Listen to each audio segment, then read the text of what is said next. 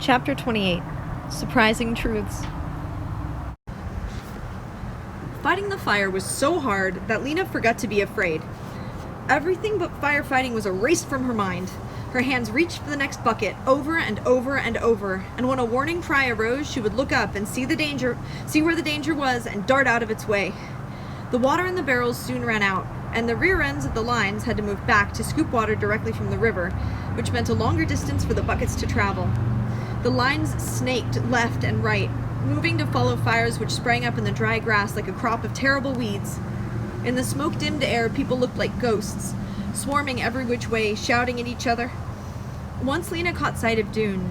He had jumped to the fountain and was bent over, as if fishing, with his hands for something at the bottom.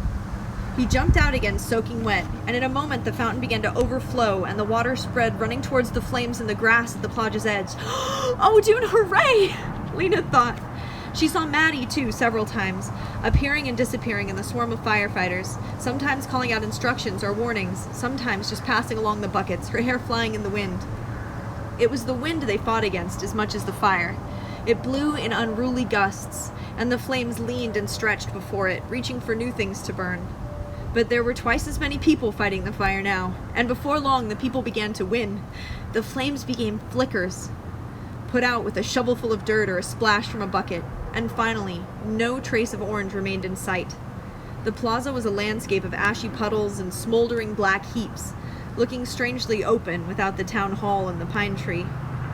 Then, for a few moments, people stood and stared at each other. All of them had smoke-darkened faces and ash-dusted hair and damp, grimy clothes. The people of Ember were just as grubby as the people of Sparks. Everyone looked more or less the same.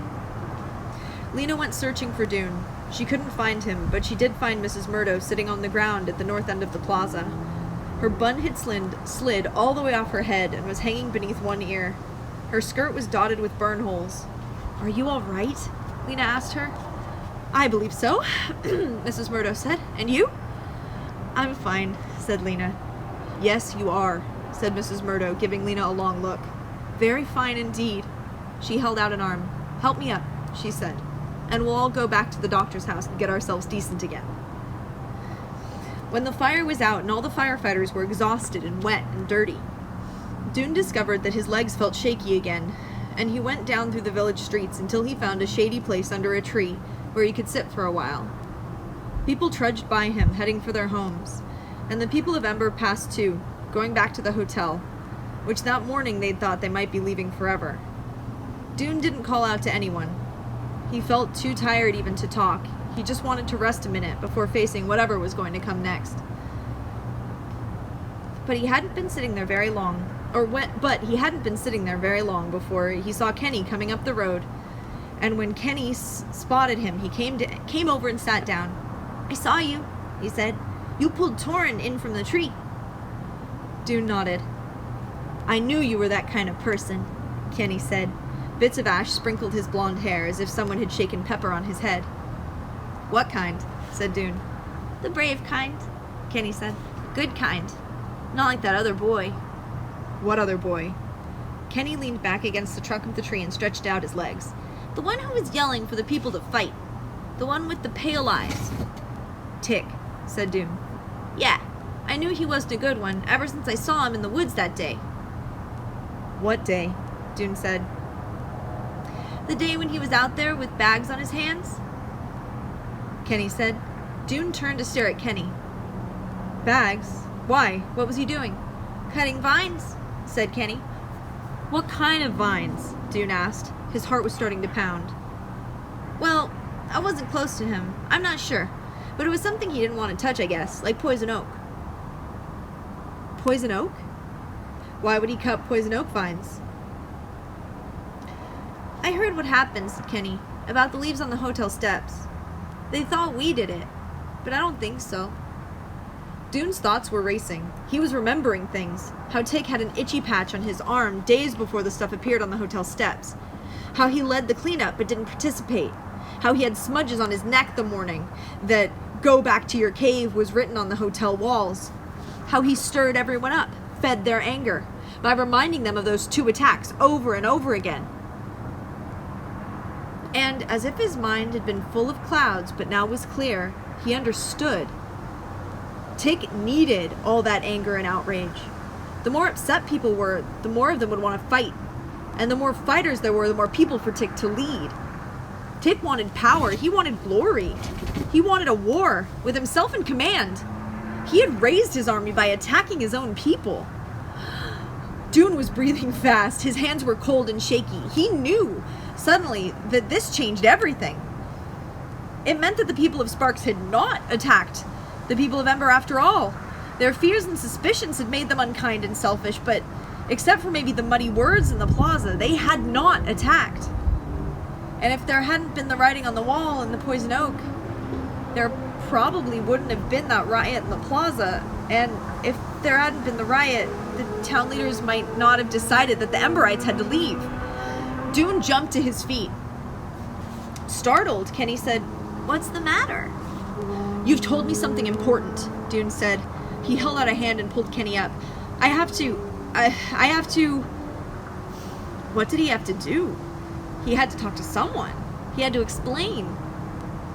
I have to get going, he said to Kenny, and he headed back up to the road towards the village center again, thinking about whom he should talk to and what he should say. The doctor was standing out in front of her house with Poppy at her side when Lena and Mrs. Murdo arrived. Poppy came galloping toward them. "Weena!" she yelled. "I saw fire! I saw fire!" "Are you hurt?" the Dr. Hester asked. "Just tired," said Lena. "And dirty," said Mrs. Murdo. "Dirty, dirty," said Poppy, tugging at Lena's shirt and trotting alongside her. Torin was sitting on the sofa with his feet in a tub of water. "What happened to you?" asked Lena. "I got burns on my feet," Torin said. "On your feet? How did you do that?" "You didn't see?" said Mrs. Murdo. "See what?" said Lena. So Mrs. Murdo told her. "I don't know why Dune was up in that tower to begin with," she said, "but it was a lucky thing for Torin that he was." Lena raised her eyebrows at Torin. "Dune told me what you said to him. Aren't you ashamed now that he saved your life?" Torin didn't answer. He stared down at his feet. "You lied," Lena said. "You blamed Dune for something he didn't do." Torin slumped down on his sofa pillows. "He didn't throw those tomatoes," Lena said. "He would never do such a thing. Why did you say he did?"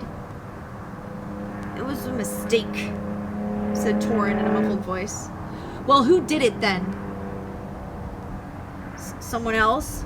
"Who?" "Just someone. I'm not telling." "You are telling something, though," said Lena. "Maybe you won't tell who did it, but you have to tell that Dune didn't." She shuffled through the clutter on the table and found a scrap of paper. "Here," she said, handing it to Torin with a pencil. "Write on here that you told a lie about Dune and sign your name." Scowling, Torin wrote. He handed the note to Lena, who headed for the door. "I'm going back to the village," she said, "just for a little while. I'll be home by dinner time." After dinner that evening, Lena did a lot of talking. Mrs. Murdo and the doctor wanted to know what was out there in the empty lands, and how it was to be a roamer, and what the city was like. Maddie, sitting on the window seat with a cup of tea, put in a word now and then, but mainly she let Lena tell the story. Torin sat on the couch with his feet stretched out, and the doctor had wrapped them in rag bandages, and pretended not to listen. He pretended not to listen, but every now and then he couldn't help asking a question. Usually his questions had to do with Casper. "I don't understand," he said, "why you two came back and not Casper." "He hadn't finished what he wanted to do," said Lena. "His mission." "What was his mission?" cried Torin. "You must have found out." "We did find out," Lena said. She glanced uncertainly at Maddie. "Your brother," said Maddie, "is looking for something you will never find. When he realizes that, he'll come home." "But what is he looking for?" Torin said. He reared up on his elbows and glared at Maddie. "He's looking for treasure," said Maddie, "but he doesn't recognize it even when it's right in front of him." "Did he forget his glasses?" Torin said. No, but he has trouble seeing even with glasses on." Lena didn't like Torin any better than she ever had, but she did feel sorry for him. So she fetched glasses of honey water for him that evening and gave him the little red truck she'd found as a roamer. Poppy seemed to think all of this was kind of a party for Torin. She joined in by bringing him things to play with: spoons, rocks, potatoes. When it was bedtime, they carried him into the medicine room, and then Lena went with Mrs. Murdo and Poppy up into the loft. Mrs. Murdo unpinned her hair, which fell around her shoulders in strands clumped together with soot. "I have something to say to you," she said to Lena. Lena's heart sank. Whatever it was, she was sure she deserved it. "I saw what you did," Mrs. Murdo said. "You did a remarkable thing, running out alone like that. Quite courageous." "Well, I had to," said Lena. Mrs. Murdo raised her eyebrows questioningly. Lena was too tired to explain about trying to do a good thing to change the direction and how she had hoped that someone else might do it so she wouldn't have to, but nobody did. So she just shrugged her shoulders and said nothing. Mrs. Murdo ran a comb through her hair. "I believe a great many of us were thinking of doing the same thing," she said. "But no one quite had the courage. Only you." "I didn't feel courageous," said Lena. "I felt afraid." "That makes it all the braver," said Mrs. Murdo. Lena felt a glow, like a little flame inside her. No, not a flame, a light bulb. That was better. A little light bulb was glowing in her heart. "I believe I'm more tired than I have ever been in my life," said Mrs. Murdo. "And tomorrow there's more to face." Tomorrow? For a moment, Lena couldn't remember what had to be faced tomorrow. "Well, yes," said Mrs. Murdo. "I suppose tomorrow we'll find out if they're still planning to make us all leave."